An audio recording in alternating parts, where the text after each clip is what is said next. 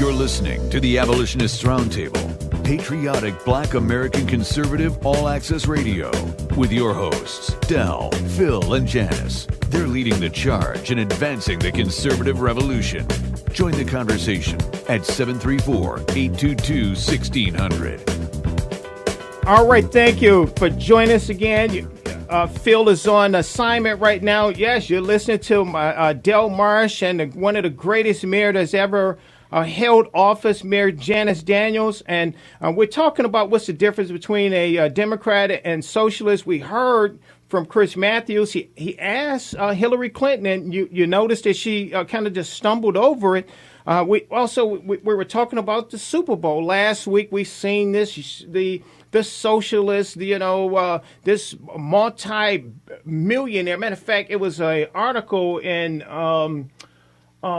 Forbes magazine that Beyonce and her husband could possibly be one of the first billionaire couples. So they have mass amounts of wealth, and they're using that to manipulate people at the bottom because they are enriching themselves. They're the ones that's that top 1.1% that Bernie always talk about. Yeah, don't they want to give their wealth to Bernie? Yeah. And they give it. They give some of their money to the Black Lives Matter movement and a lot of these socialist causes. But then also on the other end, they're also using those venues to market their products so that they can enrich themselves even more. But I'm going to get to Jimmy in just a minute, Jimmy, so hold on. But I want to play, Derek, can you play for us? This is the last debate, and we didn't get a chance to play it last week. And so, again, this is the Democrat Party taking their party. Why would anybody have Rachel Maddow, oh Lord have mercy, as a commentator or reporter or anything involving questioning anybody? But Derek, can you play for me? So again, let me set the table. Rachel Maddow is going to ask Hillary Clinton a question. And so I want you to listen to that, and then we're going to continue our conversation. All right, Derek, could you play for me number 212? Senator Sanders is campaigning against you now, at this point in the campaign, basically by arguing that you are not progressive enough to be the Democratic nominee. He has said that if you voted for the Iraq War, if you are in favor of the death penalty, if you wobbled on things like the Keystone Pipeline or TPP, if you said single-payer health care could never happen, then you're too far to the right of the Democratic Party to be the party's standard bearer. Given those policy positions, why should liberal Democrats support you and not Senator Sanders? Well, because I am a progressive who gets things done. And the root of that word, progressive, is progress. All right. Thank you very much. Thank you very much. Okay. So it's about progress. Okay. And we've seen the progress. Look how marching all these towards cities, tyranny. Look at all these cities that's devastated by their progress. But anyway, you notice that she said that you're too far to the right. Oh, my God. My goodness. So you see how the party is pushing Hillary further. And that's why I say this is dangerous with Bernie being in there. They using him to push her further. This is what they want. This is what the Democrat leadership want. They want a far leftist socialist party. Absolutely. And the problem that they don't seem to understand after decades of proof, Hillary Clinton is a liar. Yes. She's a criminal. Yes. She's a thief. And I could add a few more in there, but I don't want to lose our license That's a good here. Headline. That's an excellent headline right there. And the again, beauty of the internet with the YouTube is that the millennials who don't know the history of this woman for decades of her involvement in fraud and forgery and obfuscation and thievery, they can see it. They can go online and they can research her history. That's the beauty of the internet. It is. And yet, like we have talked about, the Democrats are in this bubble as if they are not responsible for what happened.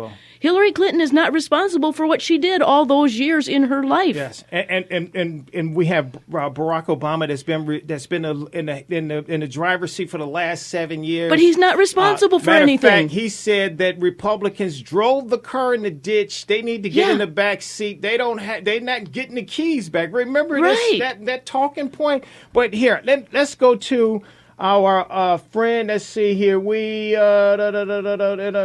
It was, let's see, Jimmy was next. Jimmy on line 2. So, good morning, Jimmy. How you doing, my friend? Good morning. How are you guys doing? Good. Morning, We're great. doing very well. So, you wanted to answer that question, the difference between a Democrat and a socialist. Yeah. I think it comes down to this.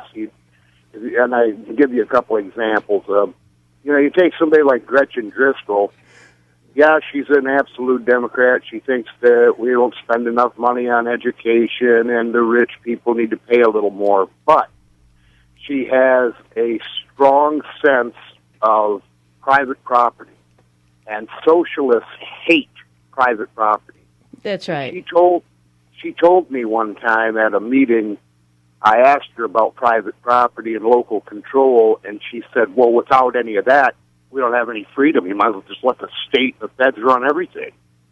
And that told me something. So I think that a true Democrat has got a little bit of libertarian leanings in their thinking. And you take somebody like Hillary Clinton, who dresses, look at the way she dresses. She dresses like Mao or Kim Jong-il. Absolutely. I noticed that. Yeah.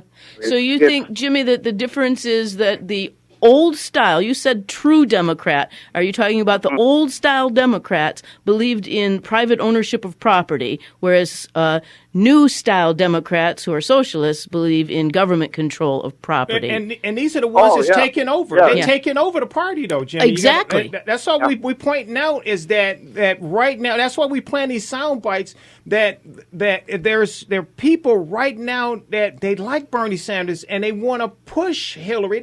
They're going to let Hillary be the nominee, but she's going to be pushed so far. See, the Hillary wasn't this far to the left.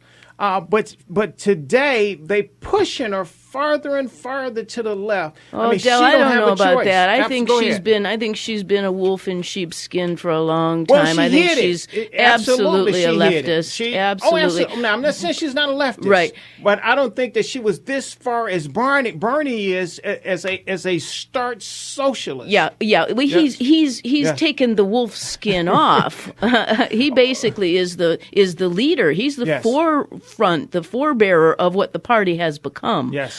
So really, I think that Debbie Wasserman Schultz was right when she said that the real question is, what is the difference between a Democrat and a Republican? Because the Democrat Party is lost. They are socialists and they are communists, because socialism necessarily leads to communism. It does. Even Frederick Bastiat said that in 1850. Socialism inevitably leads to communism. Yeah. So we can just And take we the see it Democrat coming Party full and circle take right now. Yep, exactly. Yes. They're in the communist side. So what is the difference between a Democrat and a true Republican? Because now, again, Jimmy, you pointed out a very important aspect: true Democrat, true Republican. Yes. That's the We're going to give you the last word. word, and we're going to we have another caller. Go ahead, Jimmy. True Democrats and true Republicans. Well, I think they have a lot in common with their libertarian thinking, and they probably just. I think Republicans are probably more for open markets and economically less government intervention in business and things like that. And your Democrats they think they need a little bit tighter control on environmental issues and things. A little bit tighter, you think? All right. Thank you very much, Jimmy. You're asking me what a difference is between a true one and a I can't. It's easy to tell you the difference between a socialist and a Republican. Yeah. All right. Thank you very much. Jimmy. Call back anytime. All right. Good day. All right. You Thank too. you. All right. Let's go to our friend, Mr. Gary. Gary, you want to answer that question? The difference that matter of fact, we had Rachel Maddox. She said that Hillary is not far enough. She's to the right. And we see, Gary, that she is absolutely, she's right there cheering, Bernie on as a champion of socialism. But Rachel Maddow said she's not far enough to the left. Good morning, Gary. Well, that shows you how pathetic Rachel Maddow is. I mean, there's no difference between a socialist and a Democrat. There not you anymore. go, right there. Not anymore. Not anymore. No, it's not. There used to be, but there is. Yes, that's my theory right there. The reason why Hillary stumbled over it, because there is no difference. Right. What was the biggest accomplishment? We have a Democrat in the office right now. What was his biggest socialist accomplishment since he got in office? Obamacare, yeah. Yes. Yeah, he took over the healthcare system. Right. The government took over the healthcare system. They took over health care, took over the student loans. Banking. They've taken over banking. Control. Yes. But the interesting thing, Gary, is that it isn't all Barack Obama. The Republicans played a part in this as well because for example, they never voted. Not one Republican voted for Obamacare. That's true, but they haven't done anything to stop it. Well, I guess they've tried to create bills, and they haven't gotten out of the house. We give them a little bit of credit. They tried to slow it up a little bit. Yes. There is too much of it creeping into the Republican Party. Yes. Way too much of it. Way too much. You're exactly right, and that's because they're intimidated by him. They want to they want to show the American people that they can work together with Democrats. And I believe that they cannot work together with them. That these people have gone too far. That they're gone. That the party is gone. The party need reform. Just like I believe that just like the Republican Party before it was the Republican Party was the Whig Party, the abolitionists had to take over the party. And so today there are constitutionalists like myself and the mayor. When we hear people, Alex Jones did a interview with Louis Farrakhan. He said this right here. I hear people on the right say they want to take back our country, and he asked him the question, what do they want to take it back to? Well, I want to answer it. Back to a constitutional governing country, a limited governing country, back to our Bill of Rights. That's what we want to take it back to.